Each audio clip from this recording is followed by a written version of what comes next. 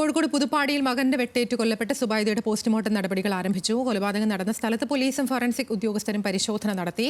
ജന്മം നൽകിയതിന്റെ ശിക്ഷ നടപ്പാക്കിയെന്നായിരുന്നു പ്രതി ആഷിഖിന്റെ ദൃക്സാക്ഷികളോടുള്ള പ്രതികരണം. ആഷിഖിനെ വൈദ്യപരിശോധനയ്ക്കായി കൊണ്ടുപോയി ലിനറ്റ് വർഗീസിന്റെ വിശദാംശങ്ങളുമായി ലിനറ്റ്, പോസ്റ്റ്മോർട്ടം നടപടികൾ ആരംഭിച്ചോ? ബാക്കിയുള്ള വിവരങ്ങൾ എങ്ങനെയൊക്കെയാണ്? ആദ്ര, നിലവിൽ ഇപ്പോൾ സുബൈദയുടെ മൃതദേഹം കോഴിക്കോട് മെഡിക്കൽ കോളേജ് ആശുപത്രിയിലാണ്. അവിടെ ഇപ്പോൾ പോസ്റ്റ്മോർട്ടം നടപടികൾ ആരംഭിച്ചു എന്നുള്ള വിവരമാണ് നമുക്ക് ലഭിച്ചിരിക്കുന്നത്. അതോടൊപ്പം തന്നെ ആഷിഖിനെ, പ്രതിയായ അതായത് സുബൈദയുടെ മകനായ ആഷിഖിനെ കോഴിക്കോട് മെഡിക്കൽ കോളേജ് ആശുപത്രിയിൽ വൈദ്യപരിശോധനയ്ക്കായി എത്തിച്ചിരിക്കുന്നു എന്ന വിവരമാണ് ലഭിക്കുന്നത്. അവിടെ ഡോക്ടർമാർ ആഷിഖ് കൂടുതലായി മയക്കുമരുന്ന് ഉപയോഗിക്കുമെന്ന് നമ്മൾ നേരത്തെ തന്നെ ന്യൂസ് മലയാളം പുറത്തുവിട്ടിരുന്നു. അത് നാട്ടുകാരും ഒക്കെ തന്നെ സമ്മതിക്കുന്ന വിവരം തന്നെയാണ്. കാരണം തുടർച്ചയായ മയക്കുമരുന്ന് ഉപയോഗം കാരണമാണ് ആഷിഖിനെ ഈ ഒരു ബാംഗ്ലൂരിലെ ഡി അഡിക്ഷൻ സെന്ററിലേക്ക് മാറ്റുന്ന സാഹചര്യം ഉണ്ടായത്. അവിടെ നിന്നാണ് ആഷിഖ് ഇവിടെ ഈ ഒരു കൊലപാതക ദിവസം ഈ ഒരു വീട്ടിലോട്ട് എത്തിച്ചേർന്നത്. ഈ ഒരു ആഷിഖിനെ ഇപ്പോൾ വൈദ്യപരിശോധനയ്ക്കായി ഈ കോഴിക്കോട് മെഡിക്കൽ കോളേജ് ആശുപത്രിയിലേക്ക് എത്തിച്ചിരിക്കുകയാണ്. ആ ഒരു സമയത്ത് കൃത്യം നടത്തുന്ന സമയത്ത് ലഹരി എന്തെങ്കിലും ഉപയോഗിച്ചിരുന്നോ എന്ന് വ്യക്തമാക്കേണ്ടതുള്ളത് കൊണ്ട് വൈദ്യപരിശോധന നടത്തിക്കൊണ്ടിരിക്കുകയാണ്. ഉടൻ തന്നെ അതിനുശേഷം ഈ ആഷിഖിനെ താമരശ്ശേരി മജിസ്ട്രേറ്റിന്റെ മുമ്പിൽ ഹാജരാക്കുകയും അതിനുശേഷം മറ്റു നടപടികളിലേക്ക് കടക്കുമെന്നാണ് പോലീസിന്റെ ഭാഗത്തു നിന്ന് അറിയാൻ സാധിക്കുന്നത്.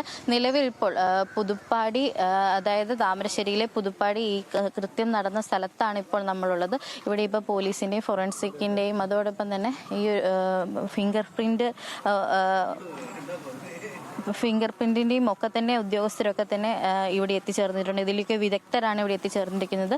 ഇവിടെ പരിശോധനകൾ നടന്നുകൊണ്ടിരിക്കുകയാണ്. പ്രത്യേകിച്ച് ഇവിടെ CCTV അടക്കം ഈ ഒരു വീട്ടിൽ ഉണ്ട്. ഈ CCTVയുടെ ദൃശ്യങ്ങളൊക്കെ തന്നെ ശേഖരിക്കാൻ വേണ്ടി സൈബർ വിദഗ്ധരും ഇവിടെ എത്തിയിട്ടുണ്ട് എന്ന കാര്യവും ശ്രദ്ധേയമാവുന്നുണ്ട്. അതോടൊപ്പം ഇവിടെയുള്ള ഈ ഒരു കൊലയ്ക്ക് ഉപയോഗിച്ചിരുന്ന വെട്ടുകത്തി പോലീസ് കണ്ടെടുത്തിയിട്ടുണ്ട്.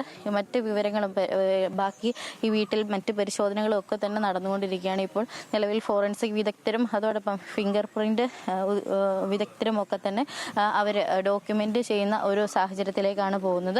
അതോടൊപ്പം ഈ ഒരു കേസിൽ ഇന്ന് കേരളത്തിൽ തന്നെ നമ്മൾ ശ്രദ്ധേയമായിക്കൊണ്ടിരിക്കുന്നത് ലഹരിയുടെ ഉപയോഗം കാരണമാണ് ഇതുപോലെയുള്ള കൊലകൾ ഉണ്ടാകുന്നത് എന്നതാണ്. പ്രത്യേകിച്ച് ഈ ഒരു കൊലയിലേക്ക് എത്തിച്ച സാഹചര്യം എന്ന് പറയുന്നത് ആഷിഖ് സ്ഥിരമായി ലഹരി ഉപയോഗിക്കുന്ന ഒരാളായിരുന്നു എന്ന് നമ്മൾ നേരത്തെ തന്നെ പറഞ്ഞിരുന്നു.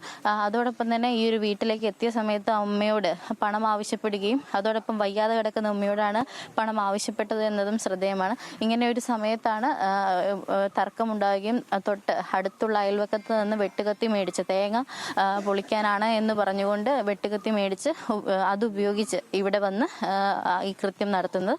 ആഷിഖ് ഇപ്പോൾ നിലവിൽ കോഴിക്കോട് മെഡിക്കൽ കോളേജ് ആശുപത്രിയിൽ വൈദ്യപരിശോധന നടത്തിക്കൊണ്ടിരിക്കുകയാണ്. ചേട്ടാ, ഈ ഒരു ആഷിഖ് സ്ഥിരമായിട്ട് ഈ ഒരു മയക്കുമരുന്ന് ഉപയോഗിക്കുന്നതാണെന്ന് നാട്ടുകാർ പറയുന്നത് എന്താണ്? സ്ഥിരമായിട്ട് ഉപയോഗിക്കുന്ന ആളാണെന്ന് ഞാൻ ഇന്നലെ അറിഞ്ഞതോ സ്ഥിരമായിട്ട് ഉപയോഗിക്കലുണ്ട്. അപ്പോൾ പക്ഷേ എങ്ങനെ ഒരു സംഭവം നടക്കാൻ പാടില്ല. ചേട്ടാ, കൂടുതലായിട്ട് ഈ താമരശ്ശേരി പുതുപ്പാടി പ്രദേശത്ത് ഈ മയക്കുമരുന്ന് ഉപയോഗം കൂടുതലായി വരുന്നുണ്ട്. ഈ കഴിഞ്ഞ ദിവസം ചുരത്തിൽ നിന്നൊക്കെ തന്നെ ആക്സിഡന്റ് ഒക്കെ ഉണ്ടാകുമ്പോൾ പുതുപ്പാടിക്കാരുടെ നിന്ന് മയക്കുമരുന്ന് കണ്ടെത്തുന്ന ഒരു സാഹചര്യം ഉണ്ടാകുന്നു. അതോടൊപ്പം ജനകീയ സമിതിയൊക്കെ രൂപീകരിച്ച് ഇതിനെതിരെയുള്ള പ്രതിഷേധങ്ങളൊക്കെ നടത്തിയിരുന്നു. അപ്പോൾ ഇവിടെയുള്ള അവസ്ഥ എന്താണ്? ഈ എല്ലാം നടക്കുന്നുണ്ട് എല്ലായിടത്തും, പക്ഷേ വേണ്ടത്ര അങ്ങോട്ട് ശരിയാവുന്നില്ല എന്നേ ഉള്ളൂ. ഇനി എല്ലാ ഭാഗത്തുണ്ടല്ലോ ഇത് ഉപയോഗം. ഇനി എന്തെങ്കിലുമൊക്കെ ഒരു പരിഹാരം ഉണ്ടാവും നോക്കാം എന്നാണ്. ഉദ്യോഗസ്ഥരാരും ശ്രദ്ധിക്കുന്നില്ല, പരിശോധനകൾ നടത്തുന്നില്ല എന്നുള്ള അഭിപ്രായം ഉണ്ടോ നാട്ടുകാരുടെ ഭാഗത്തുനിന്ന്? ഉദ്യോഗസ്ഥന്മാരൊക്കെ കഴിവിന്റെ പരമാവധി സഹകരിക്കുന്നുണ്ട്. എന്നുവെച്ചാൽ നമുക്ക് അറിയാം, നമ്മളും ഇടയ്ക്കിടയ്ക്കൊക്കെ അറിയലുണ്ട്. ഉദ്യോഗസ്ഥന്മാരൊക്കെ നല്ല സഹകരണം എല്ലാവരും. അത് അവരറിഞ്ഞാൽ അതൊക്കെ സമയത്ത് വന്നിട്ട്, പക്ഷെ ഇതിനൊക്കെ ഒരു പരിധി ഉണ്ടല്ലോ. തീർച്ചയായും ചേട്ടൻ പറഞ്ഞ പോലെ ഇതിനൊക്കെ ഒരു പരിധിയുണ്ട്. ഇത് നാടിനെ നടുക്കിയ ഒരു സംഭവമാണ് കോഴിക്കോട് പുതുപ്പാടിയിൽ ഇപ്പോൾ ഉണ്ടായിരുന്നത്. എന്തായാലും മകന്റെ വെട്ടേറ്റ് കൊല്ലപ്പെട്ട സുബൈദയുടെ പോസ്റ്റ്മോർട്ടം നടപടികൾ പുരോഗമിച്ചുകൊണ്ടിരിക്കുകയാണ്.